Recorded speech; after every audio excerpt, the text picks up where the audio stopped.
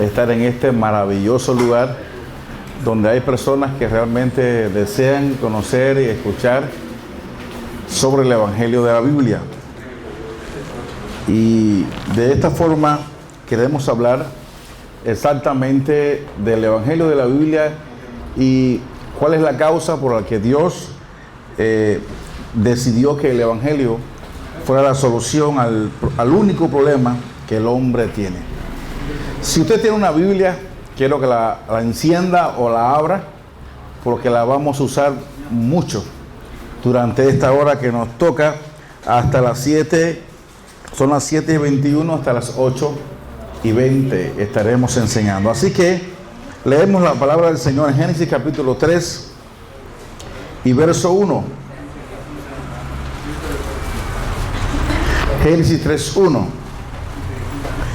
La serpiente era más astuta que todos los animales del campo que Dios del Señor había hecho, así que le preguntó a la mujer: ¿es verdad que Dios le dijo que no comieras de ningún árbol del jardín? El verso 2 dice de esta manera: podemos comer del fruto de todos los árboles, respondió la mujer, pero en cuanto al fruto del árbol que está en medio del jardín, Dios nos ha dicho que no comamos de este árbol ni que lo toquemos, de lo contrario morirían. Pero la serpiente le dijo a la mujer: no es cierto, no van a morir. Dios sabe muy bien que cuando coman de este árbol se les abrirán los ojos y llegarán a ser como Dios, conocedores del bien y del mal.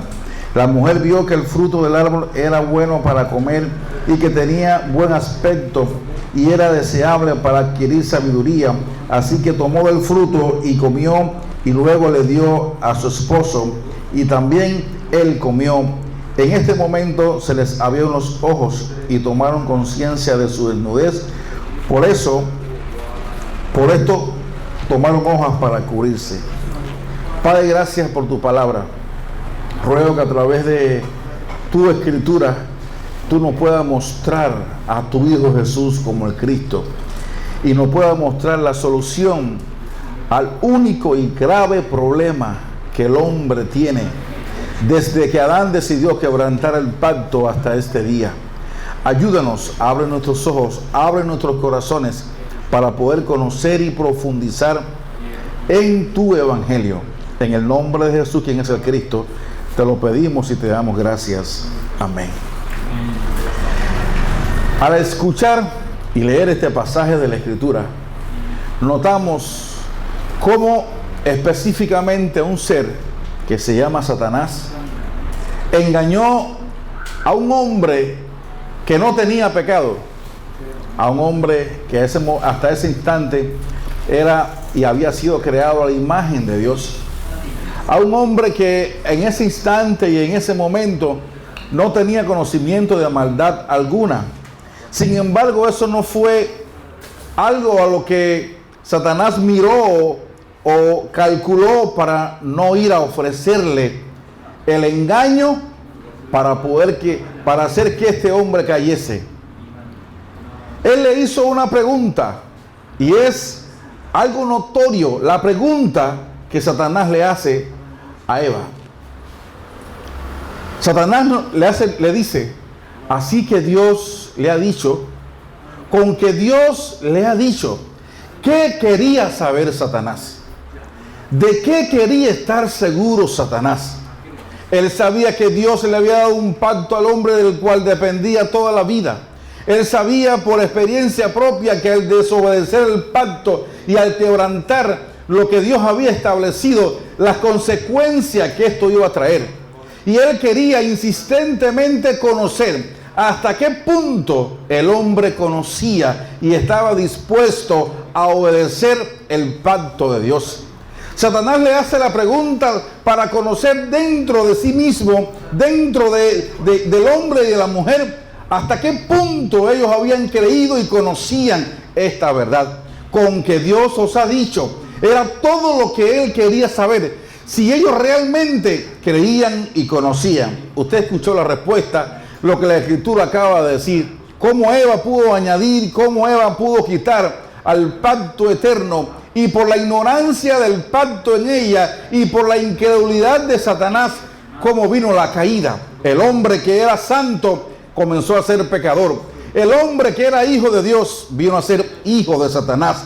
El hombre que estaba con Dios ahora se separó de Dios. El hombre que no tenía problema ahora tiene el grave problema, y como consecuencia y resultado de ese único y gran problema, ahora tienen cientos de problemas. Esa es la realidad que nos está narrando aquí la escritura, en esta escritura de Génesis. Bien, nos damos cuenta que todos estos problemas surgen por el quebrantar el pacto de Dios. Yo creo que esto es algo muy notorio y muy importante para nosotros poder vivir aferrándonos incesantemente y profundizando incesantemente en el conocimiento, revelación y obediencia del pacto. De eso depende toda nuestra vida. De eso depende toda nuestra relación con Dios. De eso depende que nosotros podamos cumplirlo totalmente. Bien, este fue el error de ellos. Y vinieron todos los problemas, porque en Génesis capítulo 1 y verso 27, creó Dios al hombre a su imagen y semejanza, y Dios lo creó, varón y hembra lo creó. Entonces Jehová Dios formó al hombre del polvo de la tierra y sopló en su nariz aliento de vida, y fue el hombre un ser viviente. Este hombre era un ser espiritual. Este hombre podía decir, como dijo el salmista en el Salmo 16 y verso 11, me mostrarás la senda de la vida, en tu presencia hay plenitud de gozo y delicias a tu diestra para siempre. Mientras que el hombre está con Dios, él disfrutaba de todo esto. Este ser que había venido a engañar al hombre le robó la vida. Al robarle el pacto le robó la vida, le robó todo. A veces simplemente pensamos que el descuidarnos o perder el evangelio o simplemente desviarnos de alguna manera, esto es algo simple, pero no es así. El escritor de los Hebreos nos alienta y nos dice que tengamos cuidado, no sea que nosotros nos deslicemos. El Salmo 8 habla de quién era este hombre que fue engañado. Cuando yo leo estos pasajes, aún desde el 2014 he estado recibiendo esta enseñanza, pero cada vez que luego leo estos pasajes y cada vez que me toca compartir esas enseñanzas, me doy cuenta cuán carente y cuán débiles somos y cuánto tenemos que depender de Dios. ¿Cuánto tenemos que depender de Dios? Este hombre era un hombre creado como un ser de realeza. Este hombre Dios le había entregado todo para que señorease. Este hombre ni siquiera tenía idea de lo que era la muerte. No había muerto una flor. No había muerto nada. Dios estaba ahí. Lo único que Adán conocía era la vida. Este hombre disfrutaba de la plenitud de vida al estar Dios con él. Todo esto lo disfrutaba, pero simple y llanamente, el no creer el pacto correctamente hizo que todo esto se perdiera. Se perdió la eternidad con la cual Dios le había creado, porque en el libro de Job dice la escritura, en Eclesiastés, disculpen, que Dios hizo al hombre y todo lo que hizo lo hizo hermoso y puso eternidad en su corazón. Dios quería que toda la tierra hubiera sido llenada. ¿Con qué? Con hijas e hijos, que todos pudieran vivir y continuar viviendo a la imagen de Dios, porque todos debían de guardar el pacto. Adán tenía dos cosas importantes que hacer. Una, conocer y querer el pacto. Dos, comunicar el pacto a todos sus hijos, a todos aquellos de los cuales él se multiplicaría. Él debía de enseñarle el pacto correctamente. Desde ese instante Dios estaba diciéndole al hombre cómo debía de vivir, creyendo el pacto y comunicando el pacto, nada más que haciendo la evangelización, comunicando lo que le daba vida, que su vida dependía de la sujeción y de la vida de obediencia a ese pacto que Dios le estaba dando. Bien, como todos vemos, esto trajo el quebrantamiento, esto trajo la muerte. Génesis capítulo 2, versos 16 y 17. Voy a hablar exactamente a qué nos referimos cuando hablamos del pacto que Dios le dio. Y mandó Jehová Dios al hombre diciendo: de todo árbol del huerto podrás comer, mas del árbol de la ciencia del bien y del mal no comerás, porque el día que de él comieras, ciertamente morirás. Exactamente, Satanás ataca directamente esta orden. Satanás ataca incesantemente esta orden. ¿Por qué? Porque en eso estaba todo. ¿Qué le dijo él? Dios sabe bien que el día que ustedes coman de este árbol serán como él, conociendo el bien y el mal. Esa fue el arma, esa fue la palabra que él declaró para engañar los sentidos de Adán. Bien, ahora entendamos algo. ¿Acaso Adán y Eva no conocían lo que era el bien y el mal? Ellos claramente conocían lo que era el bien y lo que era el mal. ¿Qué era el bien? Obedecer el pacto. ¿Qué era el mal? No obedecer el pacto. Eso era todo. Ya lo sabían. Sin embargo, Satanás ahora de una manera muy sutil, por eso se habla del engaño. Él le transforma su sentido y provoca en ellos los deseos de dejar de vivir y dar el culto a Dios, para que ellos tengan deseo de vivir para ellos y ellos mismos satisfacer su propia vida. Por eso es que nace en Eva el deseo y ve que el árbol era bueno y era codicioso y era hermoso y que podía alcanzar. Todo eso comenzó a nacer en ella a través del engaño de los sentidos, cuando se extraviaron los sentidos en ella. Por eso es que Pablo nos exhorta más adelante y nos dice que tengamos cuidado. Porque así como Satanás en 2 Corintios capítulo 11, versos 3 al 4, nos dice que así como Satanás engañó a Eva, también nuestros sentidos pueden ser engañados, pueden ser extraviados de la sincera fidelidad a Cristo, escuchando otro Jesús, recibiendo otro espíritu, escuchando otro evangelio. ¿Y acaso nosotros estamos exentos de esta condición? No. No. Por eso es que tenemos que aferrarnos cada vez más simplemente al pacto de Dios y al evangelio que Él nos ha dado para que tengamos vida. Así simplemente es todo lo que tenemos que hacer. Estos hombres lo tenían todos y Dios simplemente le da este pacto para que ellos puedan vivir. Bien, vamos a ver algo bien importante que quiero que nosotros podamos ver.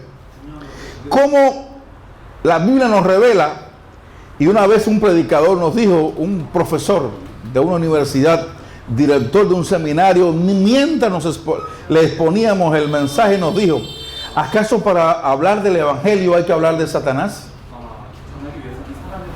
Eso es lo único que no me gusta.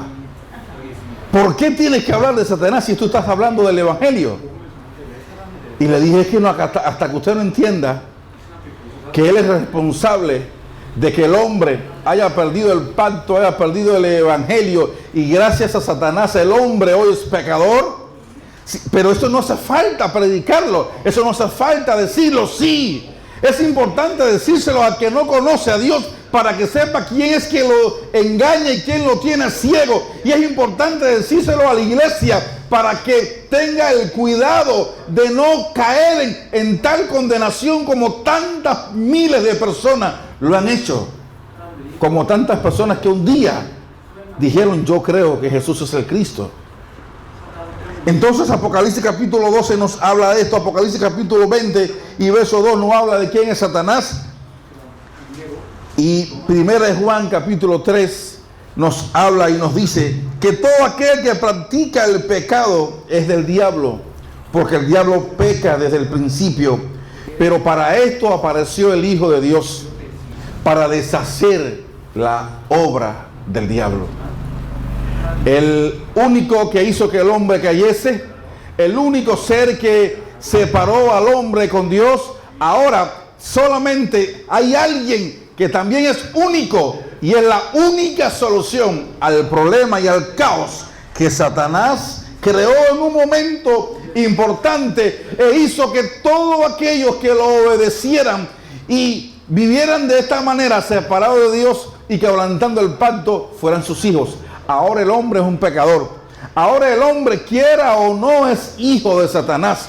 La Biblia lo declara en Juan capítulo 8 y verso 44. Vosotros sois hijos de vuestro padre, el diablo. Lo más triste es que se lo está diciendo a personas que creían que eran de Dios. Lo más contundente es que estas personas creían que por pertenecer a una nación, a un pueblo, a una religión, ellos eran de Dios. ¿Y cuántas veces nosotros creemos que somos de Dios? Porque pertenecemos a tal congregación, porque pertenecemos a tal concilio, porque fuimos tantas veces a la iglesia, o porque diezmamos, ofrendamos, o porque hacemos esta obra o no la hacemos. Y en nuestro corazón casi tenemos la certeza y la firmeza: yo soy de Dios. Así estaban estas personas. Se sentían muy ofendidas cuando el Señor le estaba hablando. Dice: si ustedes fueran de Dios, ciertamente me creerían. Si ustedes fueran de Dios, ciertamente ustedes creerían en mí. ¿Por qué? Porque yo de Dios he salido. Yo he salido de Dios. Yo soy la respuesta de Dios. Jesús terminó diciéndole y explicándole: ustedes son hijos de vuestro padre el diablo. Aun cuando ellos pensaban que eran de Dios. Bien, Gálatas capítulo 4 nos habla de que cuando éramos niños estábamos en esclavitud bajo rudimentos del mundo. Pero cuando vino el cumplimiento del tiempo, en el verso Gálatas 4:4, Dios envió a su Hijo, nacido de mujer y nacido bajo la ley, para que nos diera vida. Efesios capítulo 2 y verso 1 nos dice que este que nació con el cumplimiento del tiempo, el Hijo de Dios, el Mesías, el Cristo, Él nos dio vida a nosotros cuando estábamos muertos en delitos y en pecado, en los cuales anduvimos en otro tiempo, siguiendo la corriente de este mundo, conforme al príncipe de la potestad del aire, el espíritu que ahora opera en los hijos de desobediencia. Este espíritu que trae condenación y muerte a toda persona es el que está operando incesantemente en la vida de aquellos que no conocen a Dios, pero que ellos en sus mentes piensan que es su propia voluntad. Ellos piensan que son sus ideas. Ellos piensan que no tiene que ver Satanás nada con esta corriente del mundo que lo arrastra y que lo esclaviza. ¿Por qué? Porque él trabaja en la mente y en los corazones de las personas de tal manera que las personas no pueden comprender su existencia, para mantenerlo cautivo a sus pies todos los días de su vida, y por eso lo ciega para que no le resplandezca la luz del glorioso evangelio de Cristo, que es el único que lo puede sacar y libertar de este estado. ¿Cómo vive el hombre? Separado de Dios. ¿Cómo vive el hombre? En una condición de esclavo, de siervo. ¿Cómo vive el hombre? Vendido al pecado. En la Escritura hay muchos textos que nos podían hablar acerca de esto, y quiero mencionar algunos. Por ejemplo, Isaías 59, verso 1 y 2 nos dice: he aquí, no se ha cortado la mano de Jehová para salvar. La mano del Señor está lista para salvar al hombre. Todos los días Dios quiere que el hombre se salve. Dice que no se ha agravado su oído para oír el clamor del pueblo. ¿Y qué pasa? ¿Por qué Dios no salva al hombre? ¿Por qué Dios no puede oír? Porque vuestras iniquidades han hecho división entre vosotros y vuestro Dios, y vuestros pecados han hecho ocultar de nosotros el rostro de Dios para no oír. Y de este punto vienen todos los problemas. El hombre quiere arrastrado por la corriente de este mundo, ama el pecado, ama el mundo, ama los deleites, pero aún así quiere que Dios le escuche. Aún así quiere que Dios le hable. Aún así Dios quiere que Dios lo salve. Y vive en este engaño. Pero qué triste que Dios simplemente nos da una forma para que el hombre sea salvo. Dios nos da y nos muestra un solo camino para que podamos encontrarnos con Él. Y este camino simplemente es su Hijo. En Juan capítulo 15 y verso 5, Jesús dijo: yo soy la vid, vosotros los pámpanos. El que permanece en mí y yo en él, este lleva mucho fruto, porque separados de mí, nada podéis hacer.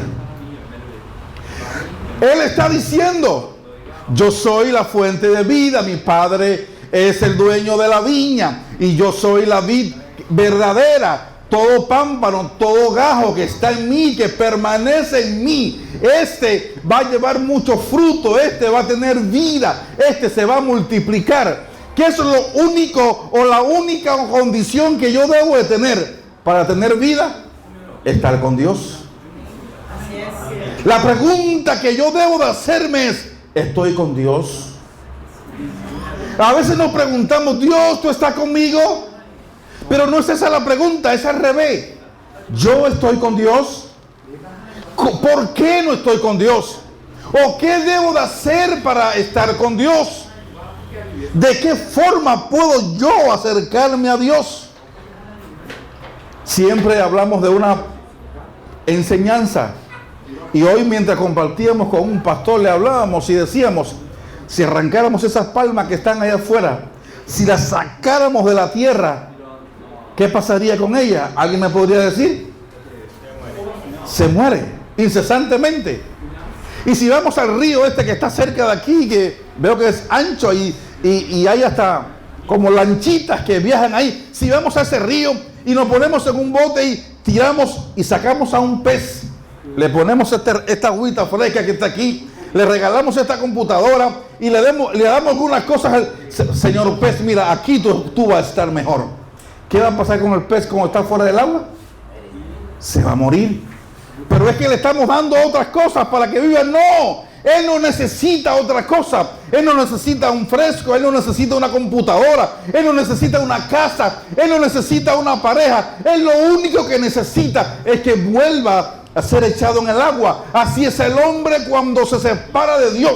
No necesita nada, solamente volver a Dios para poder estar feliz y para poder tener vida.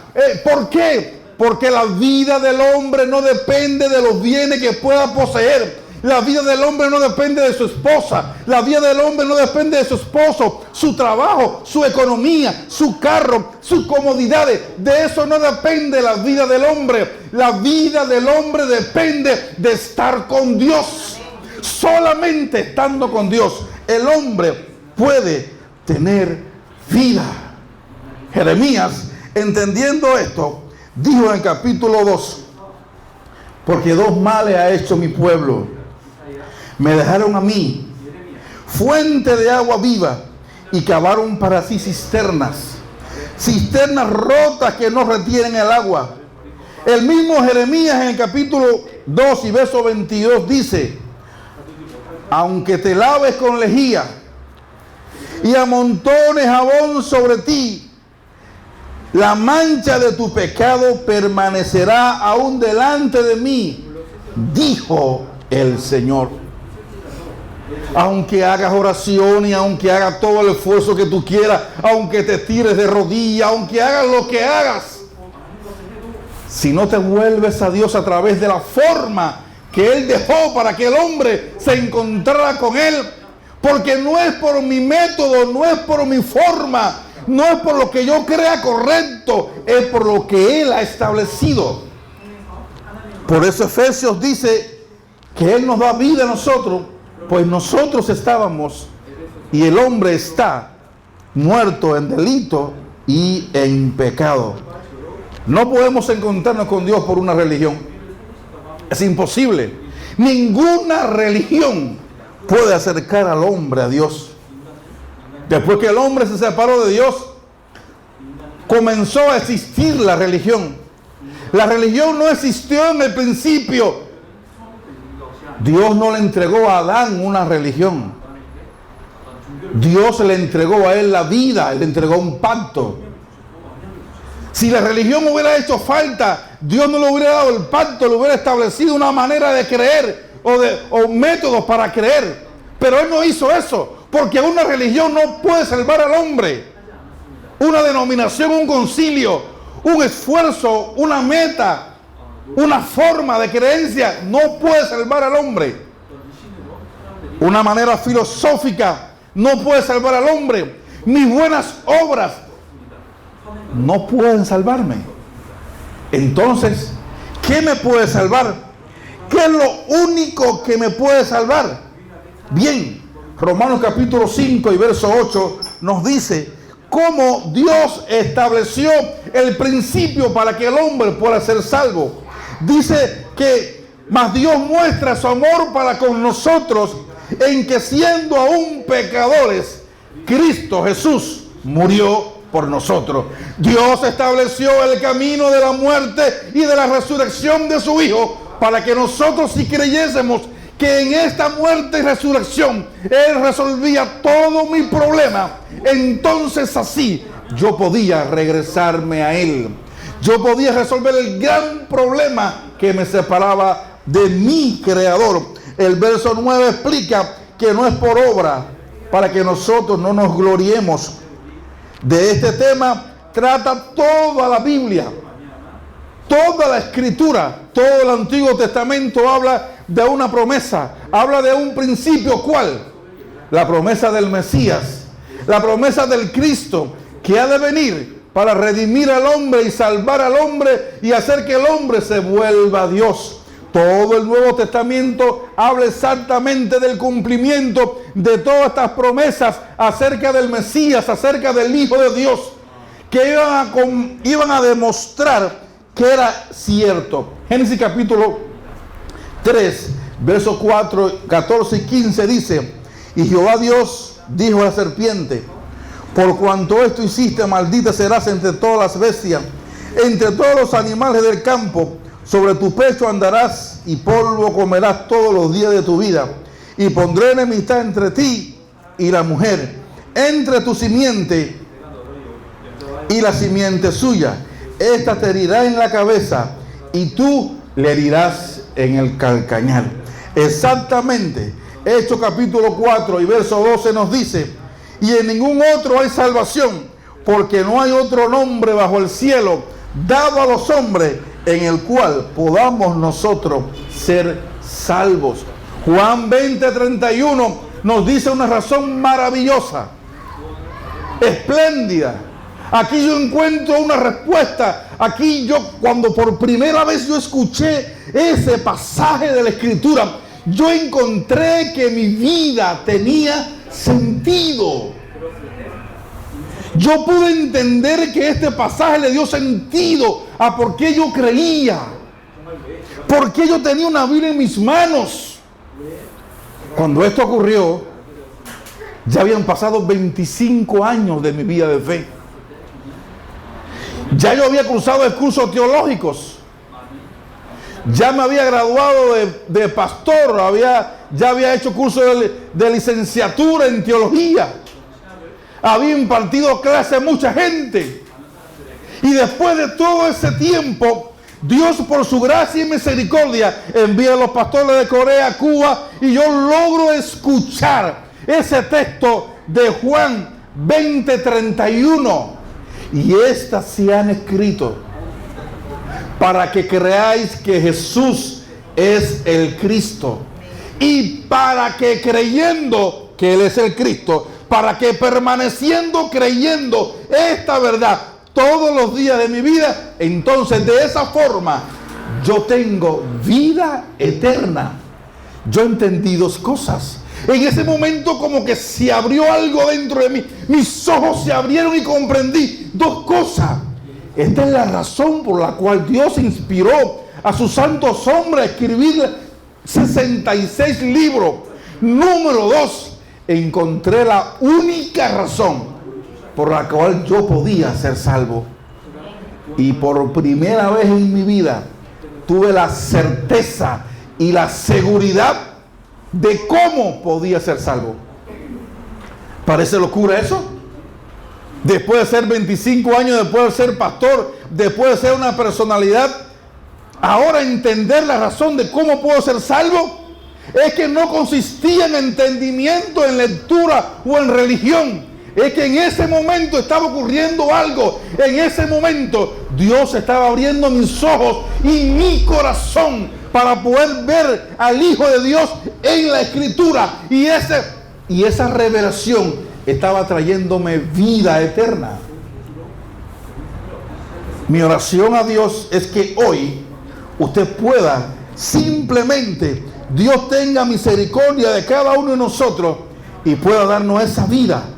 Bien, cuando eso ocurre, en ese instante el Espíritu Santo me convenció de que yo era un pecador. Era un pecador porque no había creído correctamente en el Hijo de Dios. Pablo no tuvo que arrepentirse de fornicación, adulterio. Igual que Nicodemo, que Apolos, eran hombres íntegros, pero habían cometido un pecado mortal. Ellos no habían visto, no habían creído la vida del Hijo de Dios. Y exactamente esa era la vida en la que yo no creía. Juan 5:39 nos exhorta y nos dice: escudriñad las Escrituras, estúdiala. ¿Cuántos leemos? Pasamos horas leyendo la Escritura y nos preocupamos y somos diligentes en aprendernos textos de la Biblia. Tal vez pueda preguntarle algunos textos, dígame este texto de la Biblia, y usted pueda decirme, este es así, y está correcto eso, aprenderse los textos de memoria. ¿Pero por qué? ¿Por qué debo de estudiar la Biblia? ¿Por qué debo de profundizar en la Escritura? Este texto lo dice: escudriñad las Escrituras, porque a vosotros os parece, es lo que tú entiendes, es lo que tú piensas, a ti te parece, tu razón dice que haciendo eso te parece que vas a tener vida, pero no es así. Es que la vida está en su Hijo, y la Escritura lo que hace es dar testimonio de mí, dijo el Señor Jesús. Entonces, el propósito de toda la Escritura era demostrar que Jesús es el Cristo, y creyendo yo que Él es el Cristo, en ese instante yo tengo vida y la vida de Dios. Lucas capítulo 24 y verso 44 es un pasaje que yo aprecio mucho, porque es Jesús mismo está dando testimonio de cómo la Escritura hablaba acerca de Él. Y Él les dijo: estas son las palabras que os hablé estando aún con vosotros. Mientras yo estaba con vosotros. Ahora Jesús está hablando después de haber resucitado. Y Él está diciendo: ¿se acuerdan que ya yo se lo había dicho? Esto se lo dije estando con vosotros, que era necesario que se cumpliese todo lo que está escrito de mí en la ley de Moisés, en los profetas, en los salmos. Todo tenía que cumplirse. ¿Por qué? Porque el cumplimiento de esta palabra era la vida y la demostración del Evangelio a través de toda la Biblia. Era la respuesta al único y grave problema que el hombre tenía. Gloria al Señor. Romanos 1:16 nos dice: porque no me avergüenzo del Evangelio. ¿Por qué yo no puedo ni debo avergonzarme del Evangelio? Porque el Evangelio es el poder de Dios para salvación a todo aquel que cree. ¿Cuál es la forma? ¿Cuál es el poder que Dios me ha dado para que yo pueda ser salvo? El Evangelio. El Evangelio es el poder de Dios para salvarme. Algo importante. Pablo escribe a la iglesia de los Corintios y dice que los griegos están pidiendo sabiduría. El pueblo de Israel está pidiendo señales. Pero Cristo es sabiduría de Dios y Cristo es poder de Dios. Hay hombres que tienen sabiduría. Hay hombres que hacen señales. Pero eso sigue ocurriendo incesantemente. Eso no se detiene. ¿Por qué? Porque lo que el diablo quiere ocultar no es un hombre sabio. Lo que el diablo quiere ocultar no es un hombre que pueda hacer señales, milagros o prodigios. Lo que el diablo quiere ocultar es a un hombre que tenga el evangelio, que es el poder de Dios verdadero para salvar al hombre. Esto me dice, yo podía tener toda la sabiduría. Yo podía hacer señales, milagros y prodigios. Pero si no tenía el evangelio, no daba la vida de Dios. Entonces, ¿qué debo de procurar yo? No mostrar una sabiduría. Cristo es la sabiduría oculta desde los siglos. Pero mi grave necesidad es mostrarle a las personas el evangelio. Segunda Timoteo, capítulo 1 y verso 10. Dice el Señor, hablando acerca del evangelio, y ahora nos los ha revelado con la venida de nuestro Salvador, Cristo Jesús, quien destruyó la muerte y sacó a la luz la vida incorruptible mediante el evangelio. Por favor, si usted pudiera encender su Biblia o buscar en su Biblia y recordar este texto de 2 de Timoteo 1:10, donde Dios nos dice con toda claridad cómo Dios destruye la muerte y cómo Dios saca y trae a la vida del hombre, y esa mediante el evangelio. Solo mediante el evangelio es destruida la muerte. Solo mediante el evangelio Dios nos da la vida. Y eso es una revelación que Dios se complace en darnos. En el verso 11 dice, de este evangelio he sido yo designado heraldo, apóstol y maestro.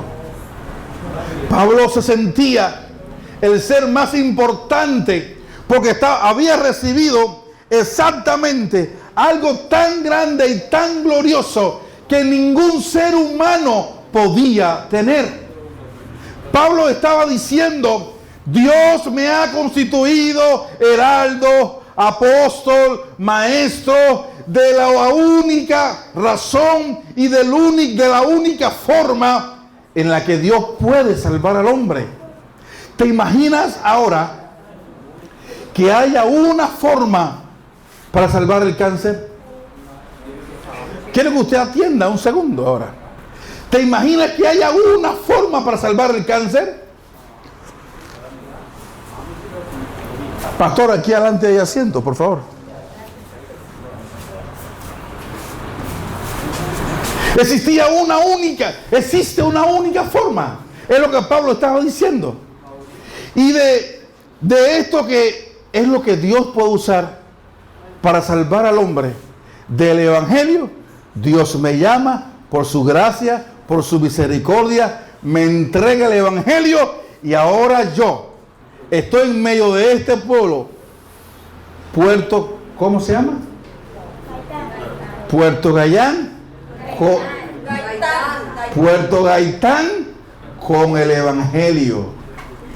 Ahora hay miles de gente importante, influyente. Ahora hay miles de gente que tal vez vivan mejor que yo. Ahora hay miles de gente que conozcan más que yo. Pero ninguno de ellos tiene lo que yo tengo. Dios me ha revelado el evangelio. Dios me ha dado su poder de salvación para el hombre. Entonces, a partir de ese punto, yo quiero que cada uno de estas personas que hoy está aquí y ha creído que Jesús es el Cristo, que no es cualquier ser humano, no es cualquier persona, es alguien sumamente importante en esta ciudad. Es la persona que puede salvar esta ciudad, hacer el evangelismo en esta ciudad, salvar toda esta ciudad, salvar a toda Colombia.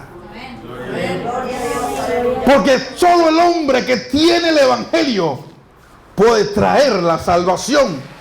Porque nadie puede dar lo que no tiene. Nadie puede entregar, nadie puede dar aquello que no tiene, aquello que no posee. La pregunta es, ¿yo verdaderamente tengo el evangelio? Lo que yo tengo es el evangelio. Si tenemos el evangelio, somos las personas que podemos salir sin detenernos y sin pararnos a salvar a todas estas personas. ¿Qué se predicó durante toda la vida de Jesús? Vamos a escuchar cómo Jesús testificaba de que Él era la respuesta al problema del hombre y que Él era el Cristo prometido por todos los profetas. Romanos capítulo 1 dice que Pablo dice que Él es siervo de Dios y que Él fue apartado para el evangelio de Dios. Este evangelio fue dado por promesa a través de los profetas y que este evangelio trataba acerca del Hijo de Dios. Lucas capítulo 4 del verso 14 hasta el verso 22 vemos el cumplimiento de la palabra del profeta Isaías y quiero leerlo. Dice así: y Jesús volvió en el poder del Espíritu a Galilea, y se difundió su fama por toda la tierra de alrededor, y enseñaba en las sinagogas de ellos, y era glorificado por todos.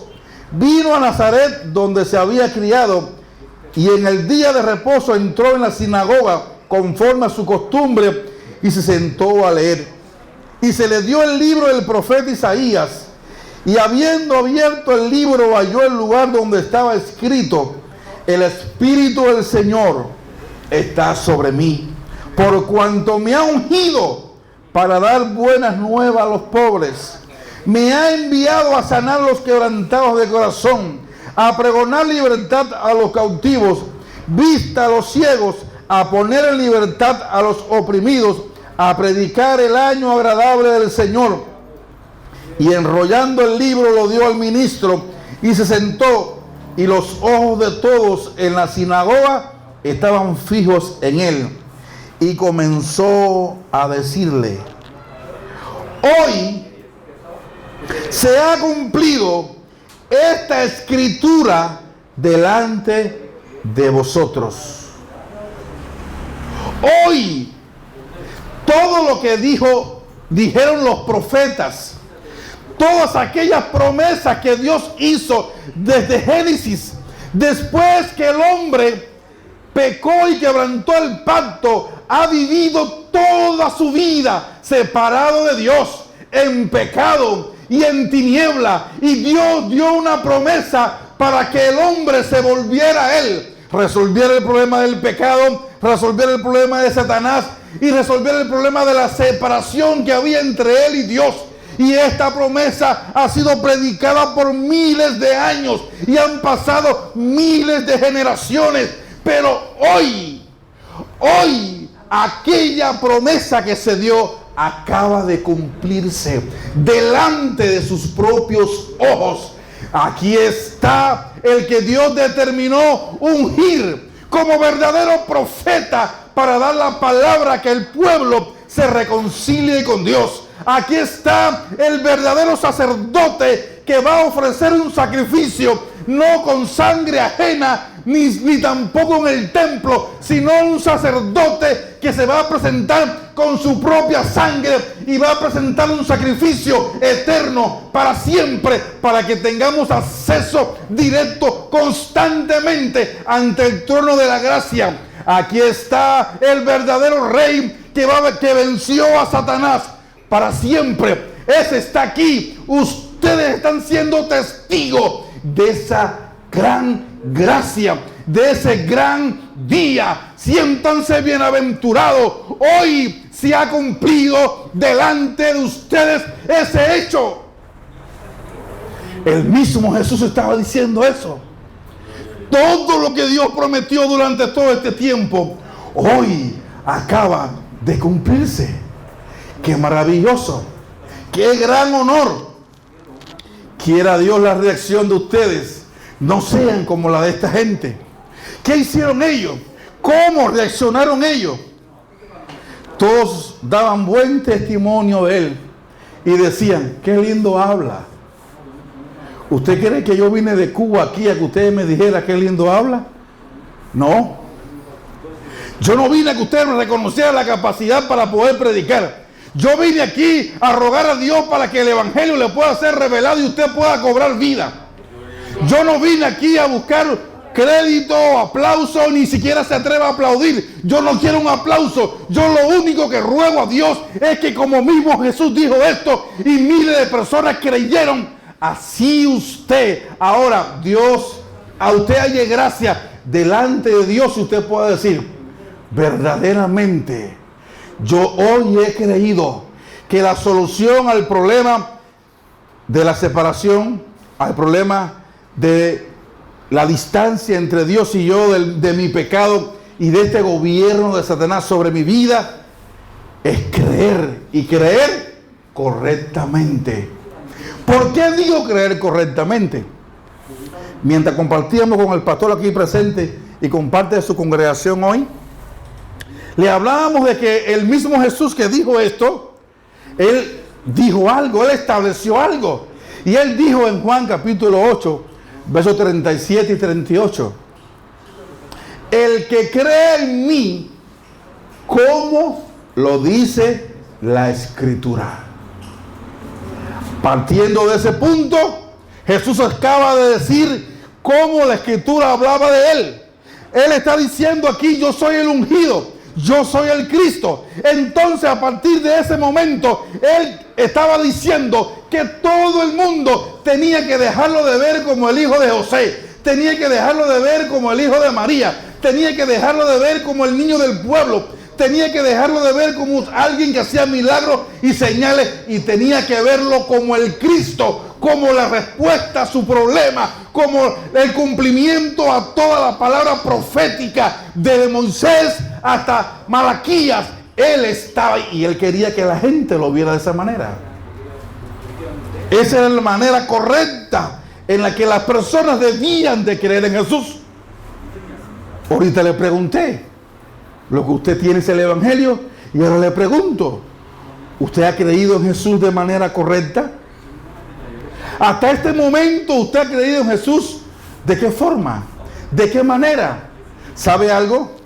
Este texto de Juan 7, versos 37 y 38, me hizo entender por qué, exactamente por qué. Yo creía en Jesús, pero de mi interior no salía un río de agua viva. Y creí en Jesús y me esforzaba por amar a Dios. Recorríamos kilómetros y kilómetros en bicicleta para hacer obras misioneras, porque amábamos a Dios. Dábamos todo incesantemente porque queríamos agradar a Dios.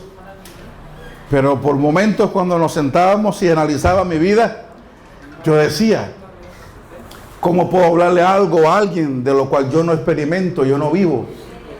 Si sinceramente yo me sentía ser un desastre, yo me sentía estar frustrado, yo me sentía ser una persona vil, pero ya era pastor, ya tenía un nombre, ahora tenía que seguir manteniendo esta apariencia, y aunque yo no lo creyera y yo no lo viviera, yo salía al púlpito y leía la Biblia y oraba y enseñaba, y la gente decía, qué buen mensaje.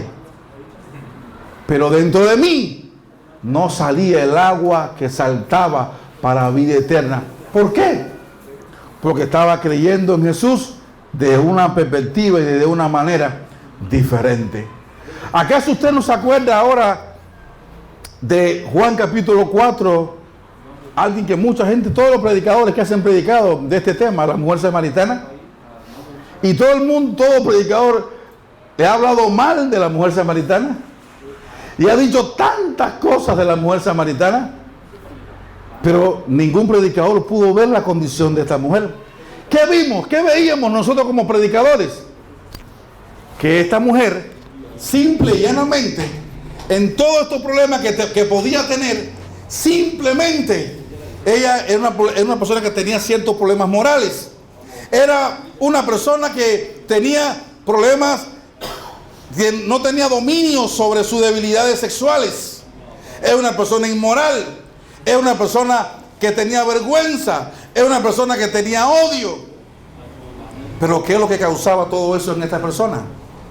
Que ella era mala, que era una perversa. Eso es lo que lo hacía vivir de esta manera. Había una razón. ¿Cuál era la razón? Que esta mujer estaba separada de Dios. Por eso cuando Jesús llega donde está ella, Jesús le dice: mujer, si tú conocieras el don de Dios y si tú pudieras saber quién es el que habla contigo, tú le pedirías agua y Él te daría una agua que salta para vida eterna. Ella no entendía y ella lo tomó de manera natural. ¿Y qué dijo? Tú no tienes agua, Señor. Esta mujer decía que era una mujer adoradora. Esta mujer decía que simplemente era una mujer que estaba esperando al Mesías. Notemos algo. Ella decía que era adoradora. Ella decía que cuando el Mesías viniera, ella sabía que el Mesías iba a venir. Ella tenía confianza y esperaba que en algún momento el Mesías viniese. Y cuando eso sucediese, su problema iban a terminar. Pero esta mujer que adoraba, esta mujer que tenía esta fe en que el Mesías iba a venir, ¿cómo vivía? Con 4 maridos. ¿Cómo vivía? Odiando. ¿Cómo vivía? Separada de Dios. ¿Por qué? Porque no había creído verdaderamente que el que estaba delante de él era la respuesta a su único y gran problema. Bien, veamos algo. La Biblia habla de muchos evangelistas. Habla de 4 evangelistas que nos dan un solo evangelio. A veces hablamos de que hay 4 evangelios. No, hay un evangelio narrado por 4 evangelistas: Mateo, Marco, Lucas y Juan. ¿Qué son ellos? Evangelistas. Pero los 4 hablan de un evangelio. Y a través de todo lo que ellos pudieron enseñar, nosotros pudimos comprender profundamente qué debíamos de nosotros enseñar. Vamos rápidamente a ver algunos de los pasajes de los cuales los evangelistas del Nuevo Testamento nos presentaron. Para esto vamos a ver que la multitud no todos creyeron. No todo el que escuchó el mensaje creyó. No todo el que escuchó el mensaje pudo reaccionar. Juan el Bautista fue la primera persona que testificó acerca de Jesús. Pero ha pasado el tiempo y cambiando las circunstancias, él tuvo duda. Y él se preguntó, mandó a sus discípulos: pregúntenle si él es aquella misma persona que había testificado y que había hablado de Jesús. Ahora estaba mandando a preguntar si él era.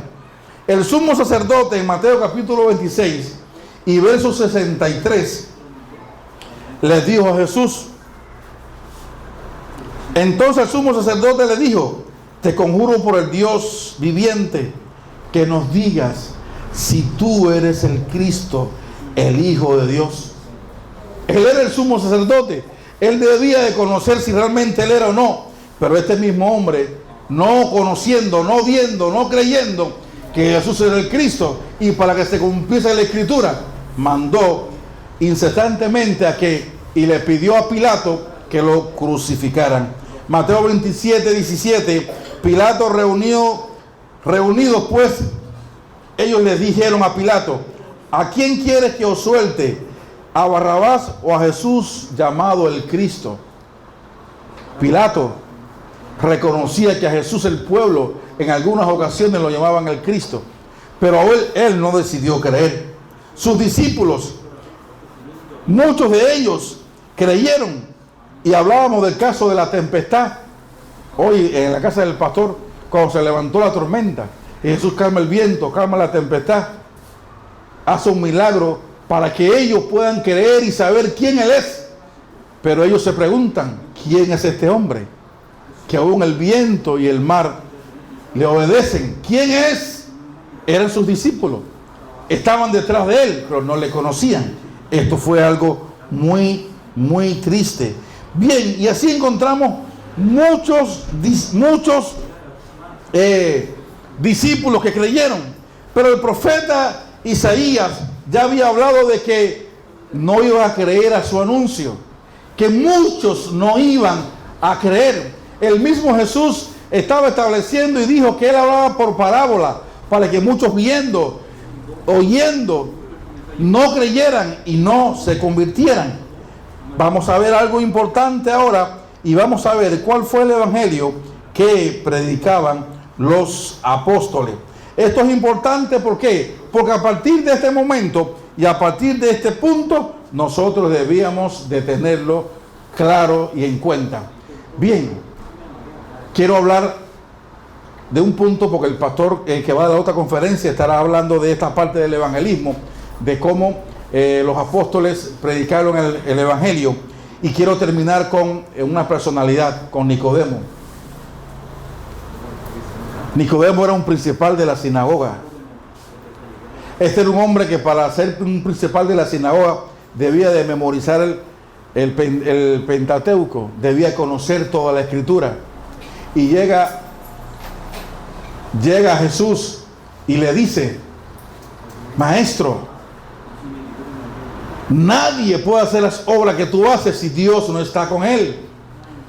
Maestro, si ciertamente Dios está contigo, ¿acaso lo que él estaba diciendo era incorrecto? No. Verdaderamente no solo Dios estaba con él, él era el Hijo de Dios. Pero Nicodemo veía simplemente una parte de la escritura. Y Jesús le dice, escuche, Jesús le dice: mira, Nicodemo, si no naces de nuevo, no puedes entrar al reino de los cielos. Le estaba hablando a una persona que era maestro, que era una gran personalidad, alguien muy importante. Y le está diciendo: si no naces de nuevo. ¿Te imaginas ahora que sea pastor, miembro de una iglesia por muchos años? Una persona que ha ayudado mucho, que ha estado junto a tu pastor, o está en una directiva, o eres pastor de no sé, y de momento ahora Dios se revela a tu vida y te diga: si no naces de nuevo no vas a entrar al reino de los cielos. ¿No parece algo incongruente? Pero sin embargo, gracias, hermano, sin embargo, Jesús le dice esto a Nicodemo. Pero no solamente le dice eso, le dice cómo se puede nacer de nuevo. ¿Cuántos tienen su Biblia para que la puedan encender? Ahí en sus teléfonos. Yo quisiera que usted pudiera leer este pasaje conmigo. Va a ser muy interesante. Bueno, bien. Estamos en Juan capítulo 3. Nicodemo era maestro de Israel y no sabía cómo se nace de nuevo. No se conocía cómo nacer de nuevo. Hoy nosotros podemos ser miembros de una iglesia. Podemos incluso enseñar acerca del nuevo nacimiento o de la regeneración. Podemos hablar acerca de que una persona es nueva criatura. Todo esto podemos hablarlo, pero ¿y cómo se hace nueva criatura? ¿Cómo se nace de nuevo? ¿Yo he nacido de nuevo? Esa es la pregunta. Le he hecho 3 preguntas importantes. 1, lo que tienes ese evangelio. 2, la pregunta que le hice: ¿eres salvo? ¿Tienes la completa seguridad de la salvación? 3, ¿estás seguro de que naciste de nuevo? ¿Por qué? Porque si no nacimos de nuevo, no vamos a ver ni vamos a entrar al reino de los cielos. Entonces, esas son cosas que yo creo que son sumamente importantes, que nosotros que amamos a Dios no podemos perderla de vista. Yo tengo que estar consciente constantemente revisándome, he nacido de nuevo, estoy permaneciendo en la fe, tengo la evidencia de ser hijo de Dios. ¿De qué me serviría haber servido a Dios, correr y correr y correr y correr y correr, y que un día yo llegue al reino y me diga, ¿por qué tú me llamas Señor, Señor, si nunca hiciste mi voluntad? Apartado de aquí, hacedor de maldad. Yo tengo que estar seguro de que soy salvo. Yo tengo que estar seguro que lo que tengo es evangelio. Yo tengo que estar seguro que yo he nacido de nuevo. ¿Qué es el evangelio? Creer que Jesús es el Cristo. ¿Cómo yo soy salvo? A través de la fe de que Jesús es el Cristo. ¿Cómo yo nazco de nuevo? Jesús les pone un mensaje y le dice a este gran maestro, y comienza a hablarle, a predicarle el evangelio desde la escritura, recordando que en ese tiempo no existía el Nuevo Testamento y que la escritura que existía era simplemente la ley de Moisés, los salmos, los proverbios y los profetas.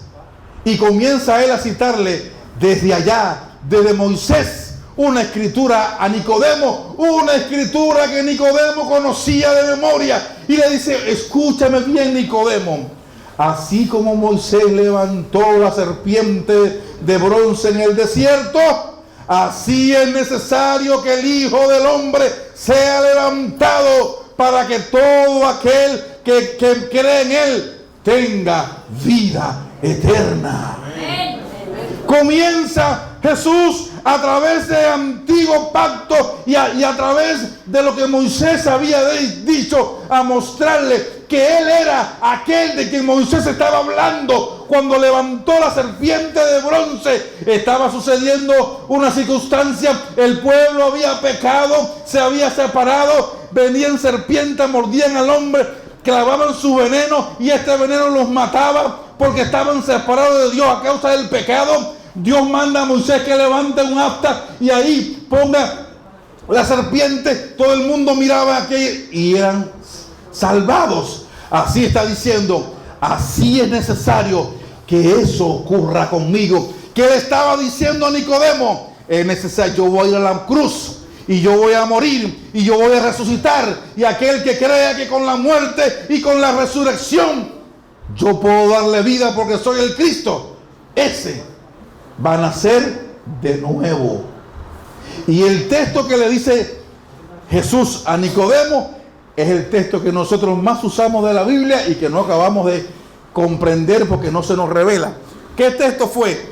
Porque de tal manera amó Dios al mundo que ha dado a su Hijo unigénito, para que todo aquel que cree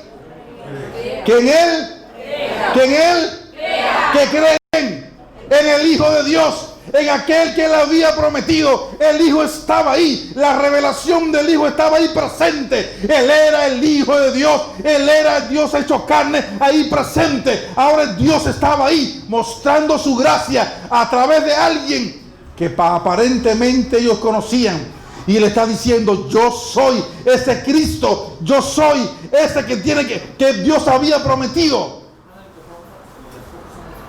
Todo esto pasa. Hay un gran silencio.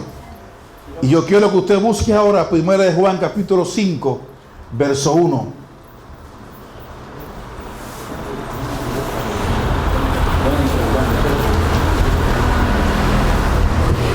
¿Ya lo tiene? Quiero que usted lo lea conmigo. ¿Ya lo tiene? 5, 1. Quiero que usted lo lea conmigo. 1, 2 y 3. Todo aquel que cree que Jesús es el Cristo es nacido de Dios, y todo aquel que ama al que es engendrado ama también al que ha sido engendrado por él. ¿Qué está diciendo ese texto? ¿Cómo se nace de nuevo? ¿Cómo se nace de nuevo? ¿Creyendo qué? ¿Creyendo? Creyendo que Jesús es el Cristo. Es la única forma de nacer de nuevo. ¿Por qué? Porque cuando yo he creído que Jesús es el Cristo, yo no soy engendrado ni por voluntad de varón, ni por voluntad de carne, sino que soy engendrado por voluntad de Dios, porque en el momento que yo creo que Jesús es el Cristo, Él envía su Espíritu Santo a mi corazón y me sella como su hijo. Eso es lo que ocurre. Por eso es tan importante permanecer creyendo en este pacto. Por eso es tan importante permanecer creyendo correctamente en el Evangelio, sin mezclarlo. A partir de ese momento, como un hombre o una mujer que ahora ha nacido de Dios a través de la fe de creer que Jesús es el Cristo. Por favor, no se ofenda. No estoy diciendo creer en Jesús. Eso no es lo que dice el texto. El texto dice que yo debo creer en Jesús como lo que Él es, como el Cristo. Esto me da derecho de ser nacido de Dios. A partir de ese momento, en el verso 4, dice que esta fe hace que ahora, como hijo de Dios y como alguien que ha nacido de Dios, yo pueda hacer algo que antes no hacía. ¿Qué cosa? Vencer al mundo.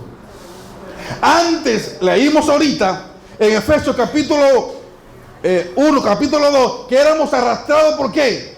Por la corriente de este mundo. Pero ahora el texto me está diciendo, primero de Juan 5:4, que ahora esta fe, con esta fe, yo puedo vencer al mundo.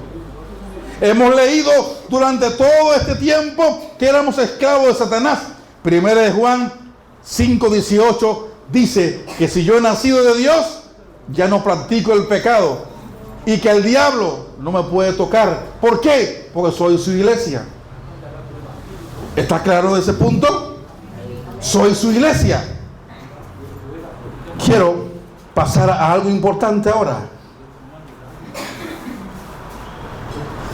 En Mateo capítulo 16, un tema que ya vimos, pero Jesús incesantemente quiere saber esto que le hemos dicho. Lo único que hemos querido hacer en esta noche es demostrarle a través de la Escritura que el Evangelio de la Biblia es creer que Jesús es el Cristo. Jesús, después de pasado casi 3 años, va a la región de Cesarea de Filipo y le pregunta a sus discípulos: ¿qué dicen la gente de mí? Y yo podía preguntarle: ¿qué dice la gente del pueblo de Jesús? Y usted dirá todo lo que usted quiera decir. Así los discípulos le respondieron y dijeron: unos dicen que Juan el Bautista, otro que Elías, otro que Jeremías, otro que alguno de los profetas, y no me voy a detener a explicar cada una de estas cosas. Y Jesús tampoco se detuvo a preguntar por qué piensan esto de mí. No. Él se concentró en ellos y les dijo: ok, correcto. Ellos piensan así de mí. Yo quiero hacer una pregunta a ustedes. ¿Y ustedes qué creen del Hijo del Hombre? Quiero leerle exactamente el verso 15. Y Él les dijo: ¿y vosotros? Mateo 16:15. ¿Quién decid que soy yo? ¿Quién dicen ustedes que es Jesús? Amén.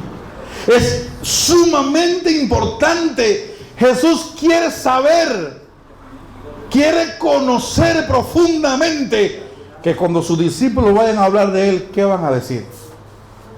Hubo un silencio grande y el Padre le revela a Pedro quién es Él.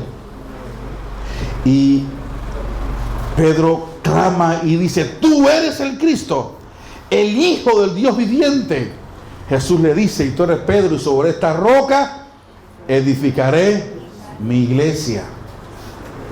El Evangelio, Juan 20:31, es creer que Jesús es el Cristo.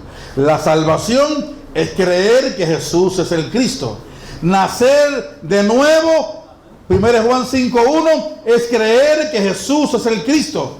Ahora aquí el Señor establece un fundamento y le dice a Pedro: sobre esta declaración de que yo, Jesús, soy el Cristo, va a estar establecida mi iglesia.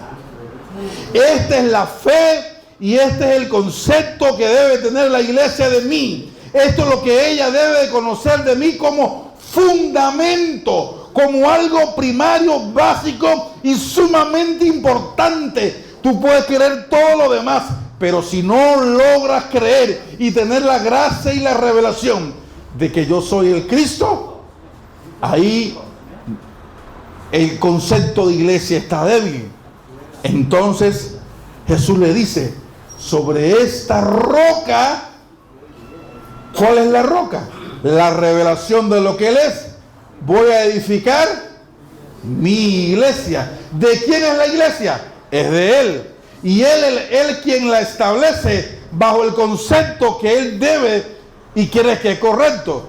El apóstol Pablo en 1 Corintios capítulo 3 dice, y dice que Cristo es el fundamento de la iglesia y que nadie puede poner otro fundamento que el que está puesto. El fundamento en el cual yo debo de creer, nacer, vivir todo el tiempo es a través del creer que Jesús es el Cristo. Así, totalmente, yo vivo y debo de vivir siempre creyendo de esta manera. Bien, Mateo, Hechos capítulo 2, versos 22 hasta el 36, nos habla del primer sermón que Pedro acaba de predicar. Pedro, viene el Espíritu Santo sobre la vida de él y los 120 que estaban reunidos en aquel lugar, y las personas que estaban allí pensaban que él estaba ebrio, que él estaba borracho, que él estaba alcohólico, y Pedro se levanta y a partir del profeta Joel comienza a comunicarle el evangelio, y en el verso 36 exactamente Pedro termina diciéndole a todas estas personas que estaban delante de él y le dice, Hechos 2:36, sepa pues ciertísimamente toda la casa de Israel que a este Jesús, a quien vosotros crucificaste, Dios le ha hecho Señor y Cristo. Al oír esto, ellos se compungieron de corazón. Este mensaje del evangelio trajo dolor al corazón de las personas que estaban oyendo. ¿Por qué? Porque era un mensaje que da vida. ¿Por qué? Porque este mismo mensaje es el mensaje que hizo que los discípulos que iban camino de Emaús hiciera que su corazón ardiese, porque es el mensaje que da vida. Entonces, nosotros a veces nos preocupamos cuando damos un mensaje y la gente no reacciona, pero no debemos de preocuparnos que la gente no reacciona. Debemos de preocuparnos qué mensaje estamos dando nosotros. Si nosotros damos el mensaje correcto, la reacción no es la que nos debe de preocupar, porque fuimos llamados a algo, a una sola cosa. Cada hombre, cada mujer, cada ministro, sea apóstol, profeta, evangelista, maestro o pastor, tiene una gran comisión que dice, id por todo el mundo y predicad el evangelio. ¿De qué Dios me mandó a predicar a mí? Quiero escucharlo de nuevo. ¿Qué Dios me mandó a predicar a mí? ¿Qué es lo que yo debo predicar? ¿Qué es lo que yo debo enseñar? El evangelio.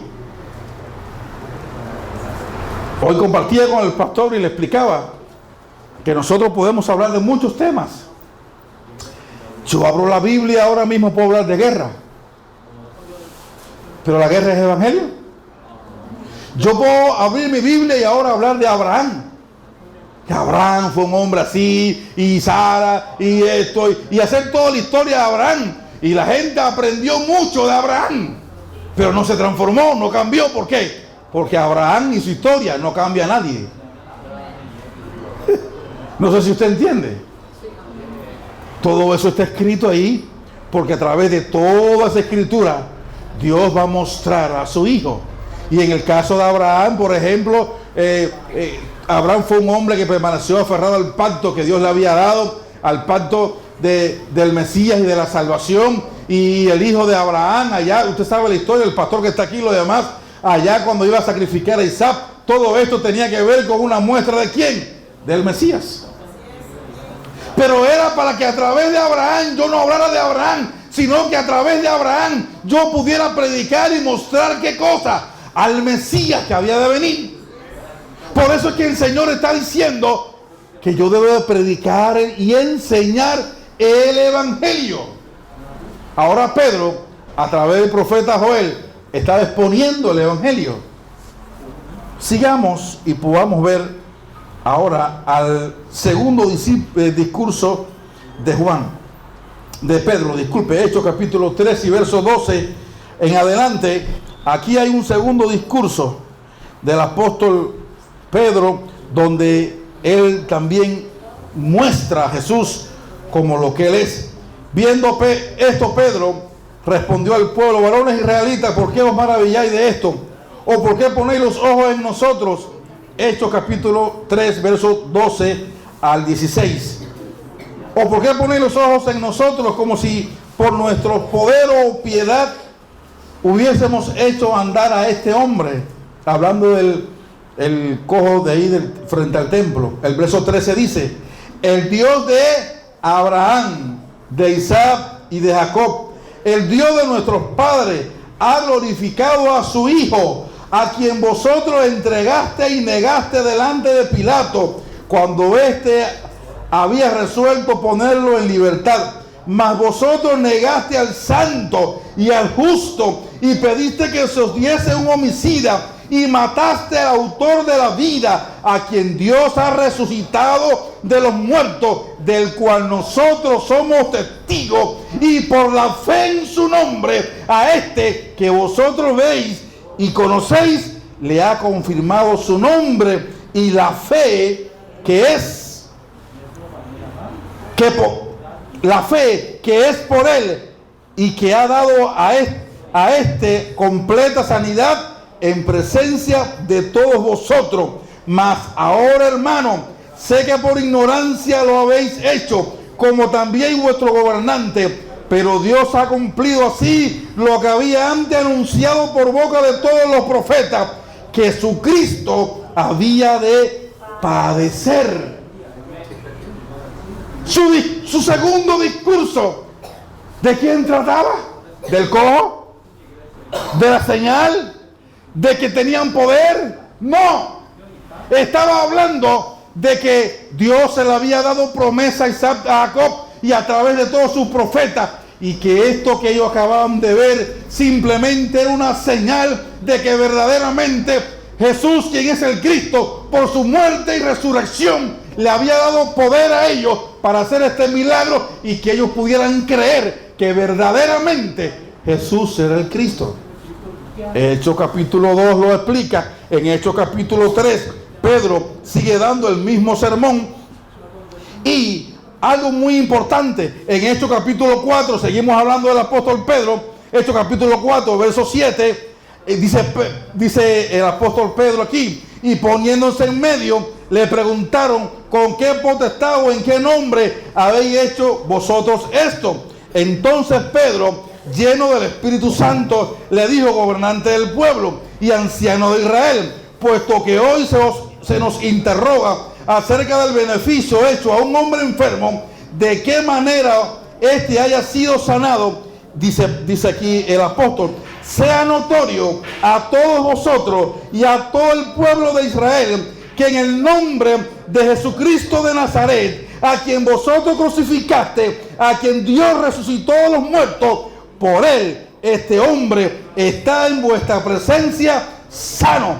Este Jesús es la piedra reprobada por vosotros, los edificadores, la cual ha venido a ser cabeza del ángulo, y en ningún otro hay salvación, porque no hay otro nombre bajo el cielo dado a los hombres en que podamos ser salvos. Capítulo 2, capítulo 3, capítulo 4, pudiéramos seguir hablando a través de todo lo que Pedro pudo enseñar. Pedro tenía un mensaje. ¿Cuál mensaje?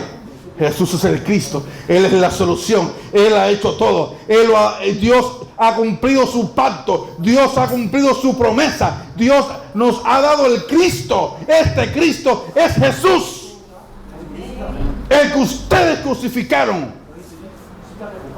Este era el mensaje de Pedro. Incesantemente.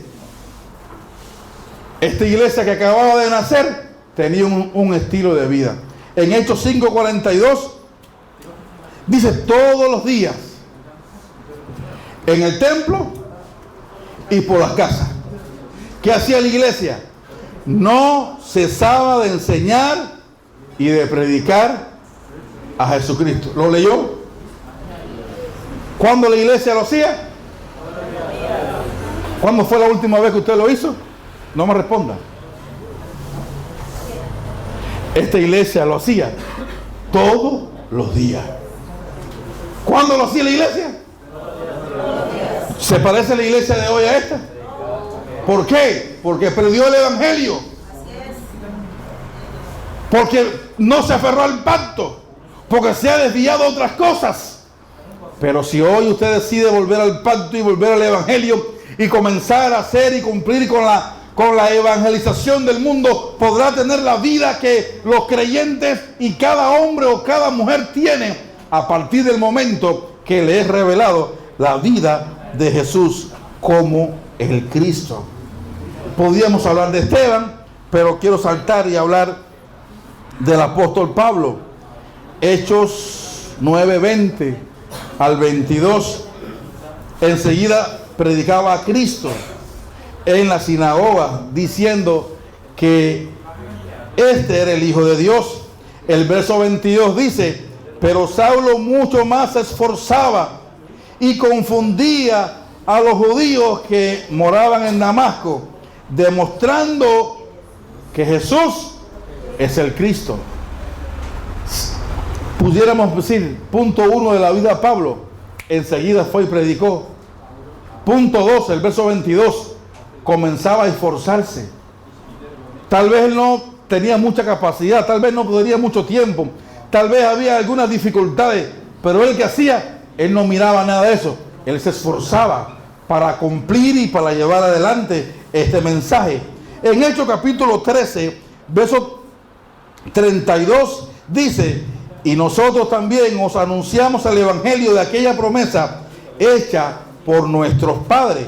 Hechos capítulo 17 y verso 1, pasando por Antípolis y por Apolonia, llegaron a Tesalónica, donde había una sinagoga de los judíos. Y Pablo, como acostumbraba, fue a ellos y por 3 días de reposo discutió con ellos, declarando y exponiendo por medio de las Escrituras que era necesario que el Cristo padeciese y resucitase de los muertos, y que Jesús, a quien yo os anuncio, decía, es el Cristo.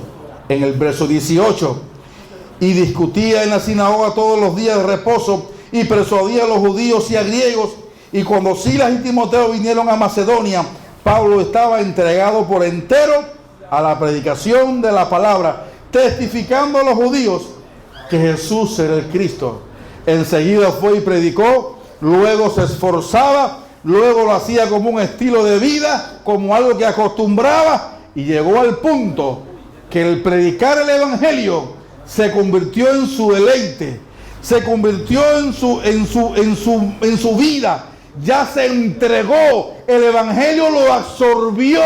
No era que predicaba porque ahora tenía que cumplirlo para su conciencia. No, es que cuando el evangelio te toma, cuando el evangelio se apodera de tu vida, cuando la revelación de Dios viene a ti, ya no vives tú, ahora vive Él en ti. Ya ahora tú no tienes vida propia, ahora tú tienes la vida de Dios. Ya tú no tienes una voluntad para querer obedecer a tu carne. Ahora ya tu carne no tiene valor para nada. Ahora es Dios viviendo en ti. Ya te santificó, te apartó. Y lo único que tú quieres es compartir incesantemente ¿con quién? Con todo el mundo. Por eso dice la Escritura que estaba entregado por entero a la predicación del evangelio. Pablo tenía 2 discípulos. Fíjate que esto es curioso. Priscila y Aquila. Y en este mismo capítulo vemos que Priscila y Aquila estaban en esta ciudad de Éfeso, y a esta ciudad de Éfeso vino un gran predicador.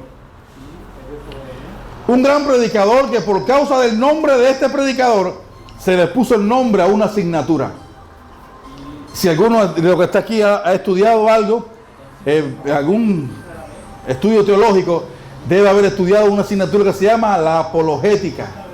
Este hombre, Apolos, por causa de su habilidad, de su destreza, de su profundidad en la escritura, los teólogos y los seminarios le pusieron a una asignatura, le pusieron el nombre de la apologética. Este hombre había venido de Alejandría, donde estaban las ciudades más profundas de los eruditos de ese tiempo, y había ido a Éfeso con el deseo de anunciar el camino del Señor, con el deseo de hablar del Señor. Vamos a leer Hechos 18:24, por favor. Regáleme sus próximos 15 minutos. Llegó entonces a Éfeso un judío llamado Apolos, natural de Alejandría, varón, ¿cómo era? Elocuente. Era poderoso en las escrituras. Este había sido instruido en el camino del Señor, y siendo de espíritu fervoroso, hablaba y enseñaba diligentemente lo concerniente al Señor. ¿Cuántos quisieran predicadores como Apolo en su iglesia? ¿Cuántos quisieran miembros como Apolo? ¿Cuántos quisieran gente que predicaran y que nos enseñen y que queremos aprender? Pero él tenía toda esta característica, pero le faltaba algo muy grande. No tenía el evangelio. Hablaba del Señor Jesús, pero no tenía el evangelio. Usted dirá, predicador, aquí si yo no entiendo lo que usted me está diciendo. No te desespere. Vamos a seguir yendo a la escritura. Leamos el verso 25 final. Y dice, aunque solamente conocía el bautismo de Juan. El verso 26, Hechos 18:26. Y comenzó a hablar con denuedo en la sinagoga. Pero cuando lo oyeron Priscila y Aquila, le tomaron aparte y le expusieron más exactamente el camino de Dios. ¿A quién? Al predicador. ¿Usted está ahí conmigo? Ahora se imagine que yo termine de predicar aquí y alguno de ustedes me llame aparte y me diga, qué lindo estuvo el mensaje, estuvo muy bueno, pero por favor acérquese. Yo quiero hablarle un poquito más profundo de eso que usted acaba de hablar. Eso lo hizo Priscila y Aquila. Seguimos leyendo. En el verso 27 dice, y queriendo pasar a Gaya, los hermanos le animaron y escribieron a los discípulos que se les recibiesen. Y llegando él allá, fue de gran provecho. ¿Y en Éfeso? ¿En Éfeso fue lo mismo? No. En Hechos no fue de gran provecho. En Éfeso fue una demostración de un sermón bonito, científico, de un sermón elocuente, de muchas palabras, pero no cambió la vida de nadie. Pero lo toma Priscila y Aquila, les ponen más exactamente el camino del Señor, y ahora se dirige hacia Gaya, le dan la carta, y cuando llega allí fue de gran provecho. ¿Cuál fue la diferencia? Cuando él llega a Éfeso, él iba hablando del arrepentimiento y del bautismo y de todo este asunto. Pero cuando va a Gaya, ya no vuelve a predicar esto. Cambió su mensaje. Fue ahora y predique el evangelio. Por favor, léalo conmigo en Hechos 18:27. La parte final dice, a lo que por la gracia de Dios habían creído. El verso 28 dice, porque con gran vehemencia refutaba públicamente a los judíos, demostrando por las escrituras, ¿qué cosa? ¿Notó esta diferencia? Él predicaba un mensaje simple, un mensaje de la Biblia, pero sin el evangelio, y no era efectivo, no transformaba, no cambiaba, no le era de provecho a la gente no cobraba vida, aunque hablaba de la Biblia, no hablaba del evangelio. Cuando él ahora se le revela el evangelio, porque se expone el evangelio, porque con un corazón manso y humilde él quiso aprender. Él podía haberle dicho a Priscila y Aquila: yo soy maestro, yo vengo de Alejandría, yo soy un erudito, cállese la boca. Él no hizo eso. Él fue manso, él fue humilde. Él dijo: yo quiero conocer más, háblame de eso, sígueme hablando. Ellos le pusieron el mensaje. Él creyó y entendió que el mensaje que estaba dando no era un mensaje completo, que era un mensaje incompleto, que le faltaba la esencia de la vida, porque le faltaba el que daba la vida. Yo hablo de arrepentimiento y les digo a la gente: dejen de ser adúlteros, fornicarios, dejen de ser ladrones, y ellos van a decir: ay, eso quiero yo, pero ¿cómo lo hago? Deja de robar. Claro que quiero dejar de robar, pero ¿cómo lo hago? Deja de tener 2 mujeres. Quiero salvar mi familia. Sí quiero, pero ¿cómo lo hago? No lo sabe, porque ese mensaje no trae el núcleo, ese mensaje no trae el camino para que el hombre se vuelva a Dios. Ahora Priscila y Aquila, 2 simples discípulos, les ponen el mensaje al teólogo, y el teólogo con un corazón sincero creyó. Y este teólogo ahora no dijo: este mensaje vino a complementar lo que yo estaba haciendo, sino este mensaje vino a darme vida a mí, y esta vida que yo he recibido se la voy a compartir a otro. Rápido salió corriendo a compartir este mensaje que le estaba salvando a él, y llegó a esta ciudad y testificó de esta manera. Bien, Dios, teniendo en cuenta que Él nos ha dado a nosotros, a cada uno de ustedes y a nosotros los predicadores, el evangelio para compartirlo con las personas, nos advierte de algo en Gálatas capítulo 1 y verso 6, y nos dice, hablándole a esta iglesia: estoy maravillado de que tan pronto os hayáis alejado del que os llamó por la gracia de Cristo, para seguir un evangelio diferente. No que haya otro, porque no existen 2 evangelios, sino que hay algunos que os perturban y quieren pervertir el evangelio de Cristo. Pero Pablo es explícito y dice: mas si aún nosotros o un ángel del cielo os anunciare otro evangelio diferente del que os hemos anunciado, sea anatema. Como antes os hemos dicho, también ahora lo repito: si alguno os predica diferente evangelio del que habéis recibido, sea anatema. ¿Cuál era el evangelio que Pablo predicaba?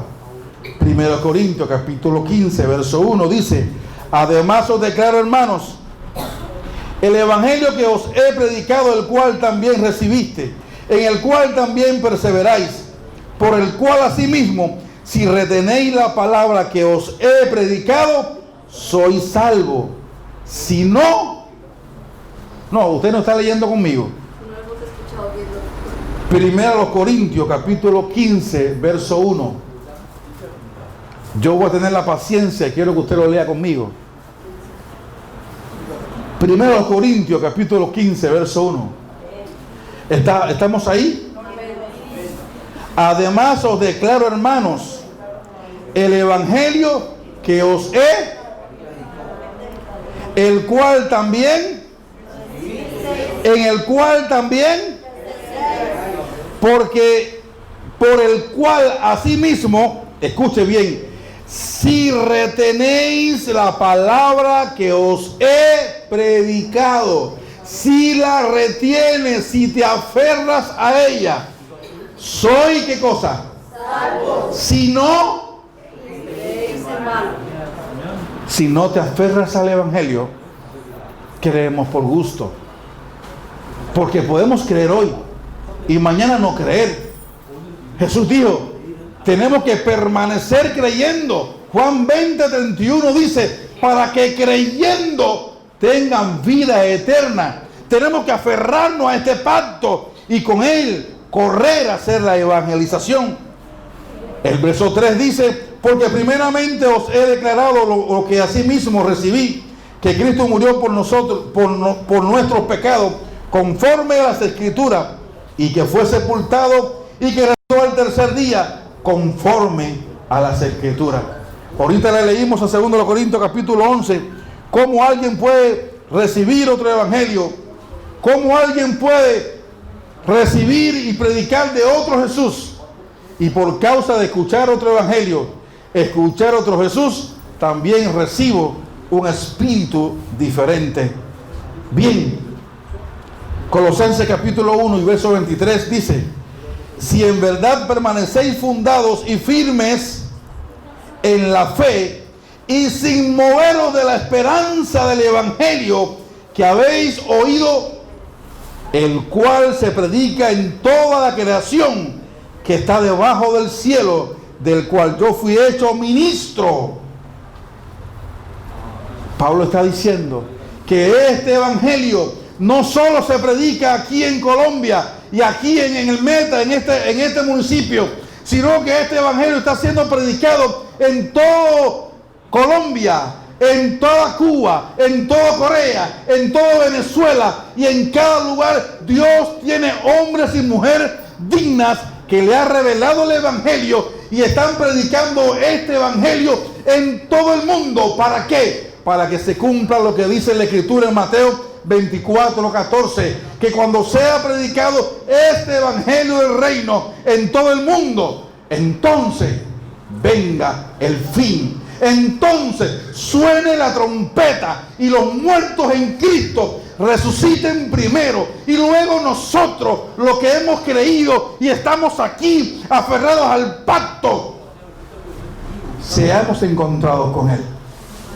Esta es la esperanza que Dios nos ha dado, que en nuestros días nosotros, si cumplimos este pacto de correr y ir y llevar este evangelio a toda criatura, el Señor vendrá y nosotros podemos ser testigos de esta fe. No es que vendrá algún día, no es que en algún momento vendrá, no.